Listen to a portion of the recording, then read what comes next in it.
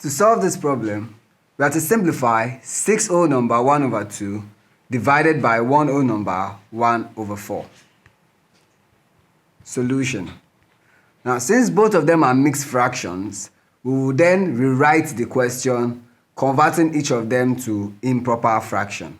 So for the first fraction, we would have 2 multiplied by 6 plus 1 over 2 divided by, and then to the second fraction, we would have 4 multiplied by 1 plus 1 over 4. Now, 2 multiplied by 6 will give us 12.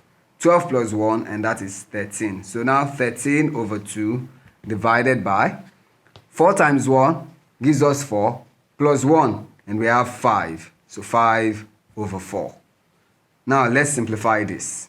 We change this division sign to a multiplication sign. Hence we would have 13 over 2 times, and then we flip the second fraction to have 4 over 5.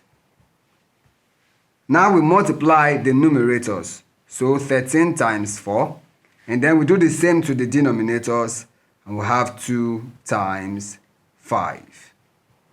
Now 13 multiplied by 4 would give us, let's do that separately, so 13 multiplied by 4. 4 times 3 gives us 12, so we write 2, carry the 1.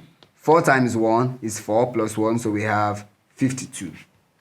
So 52 over 2 times 5 would give us 10. This is an improper fraction which we will have to bring to a mixed fraction. And 10 will go in 52 5 times, because 5 times 10 will give us 50, leaving us a remainder of 2. So we'll have 5 whole number 2 over 10. And if you recall correctly, whenever you have a mixed fraction like this, you still have to check the fraction part and bring that to its lowest term. So in this case, 2 can go. So 2 here 1, 2 here 5, giving us our answer as 5 whole number 1 over 5. Thank you.